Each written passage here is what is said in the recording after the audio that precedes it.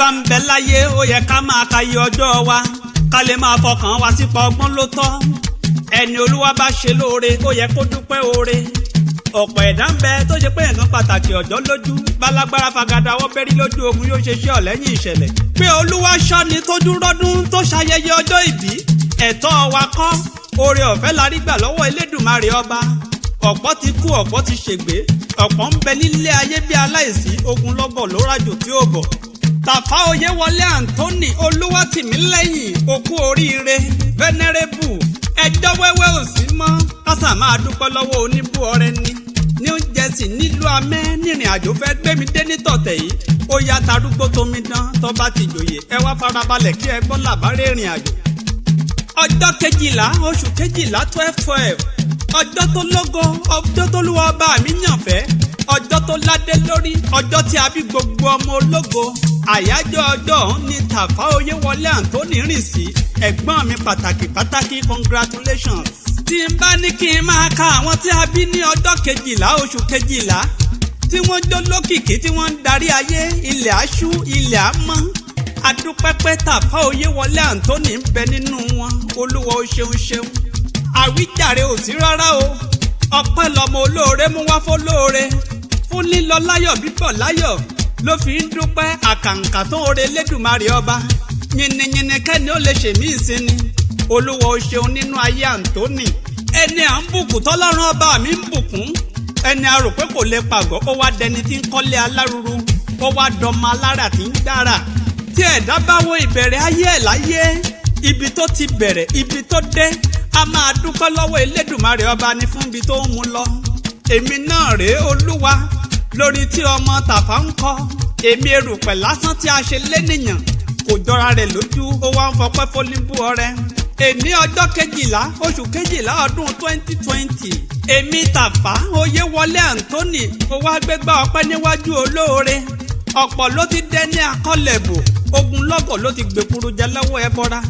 àánú ni mo rí gbà lọ́wọ́ Elédùmarè ọba àánú ọba tí ń dára nílé alára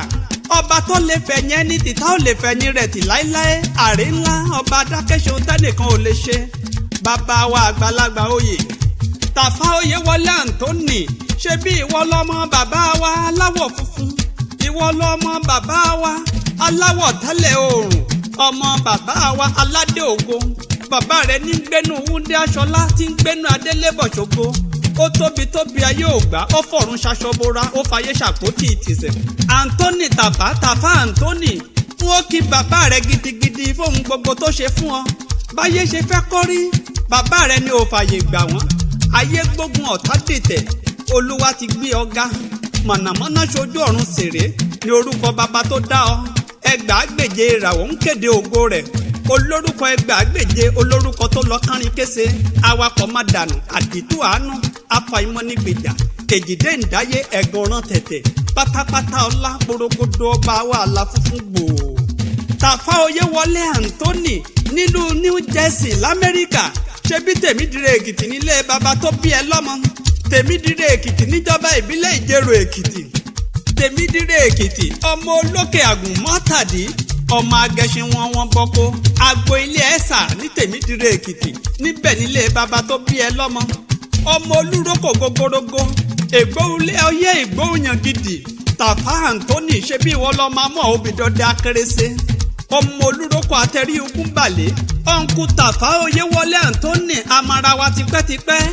èso ilé ìwé alákọ̀ọ́bẹ̀rẹ̀ St. Blessed Martin's Primary School Ayégúnlẹ̀ Èkìtì ní ọ́ ògbóǹtagì nínú akẹ́kọ̀ọ́ tí múṣemúṣe rẹ̀ gbá múṣemúṣe nílé ìwé yunifásitì Adó Èkìtì former Federation of Tèmídire Student Union Petesu President nígbà méjì ọ̀tọ̀ọ̀tọ̀ pẹ̀lú àmì ẹ̀yẹ rẹpẹtẹrẹpẹtẹ ọmọ olóògbé olóyè Lawrence Akẹ́jù Tàfá okú oríire ọmọ màmá wa ṣí Mrs. Tàfá Mary Alaba ìyá ẹgbẹ́ ìjọ St. Patrick Catholic Church Tèmídire Èkìtì èyí àyìyẹ àyọǹgẹmọdà abiyamọ tòótọ́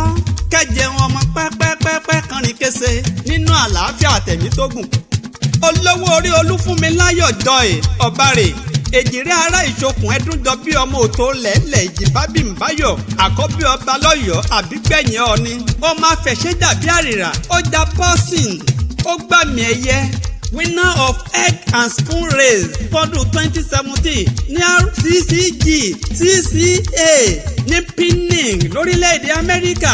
ẹni bá fẹ́ aya rere ó ti rí ojú rere lọ́wọ́ Elédùmarè ọba. Olúwafúnmiláyọ̀ aya Tàfárẹwà púpọ̀ lóbìnrin olójú edé ẹ̀yìn mẹ́nugún.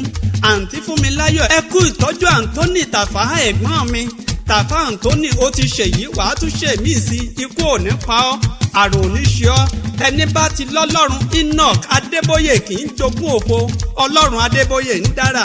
ojú àṣà kì í ríbi tàwòdì kì í rọ̀ràn. bàbá Princess Testimony òní kan yọnu. bàbá Prince Dominion Olúwájúwọ̀n Abraham Àrólé mo kí ọ. New Jersey l'Amẹ́ríkà lọ́mọ wà tí kì í gbé powó wá sílé. 12/12 ọdún tó tún bọ̀ kò ní pẹ́ dé mọ́ lọ́lá Olúwa lọ́lá Olódùmarè ọba kò ní bá ẹ nínú sàré. Anthony Tàfá ṣe bí wọlé ẹ̀gbọ́n Sunday Tàfá ẹ̀gbọ́n Ọpẹ́yẹmí ẹ̀gbọ́n Olúwadámiláre ẹ̀gbọ́n Dámilọ́lá òkú oríire. ìmùlẹ̀ Tolúlọpẹ́ Fábùsúyì ọmọ ọba oníkún l'Amẹ́ríkà. tímọ́tímọ́ ọba Evangelist Olúnládé Moses Fábùsúyì oníkún of Tèmídire Èkìtì. Gbẹ̀ngà ọmọ Oríyọmí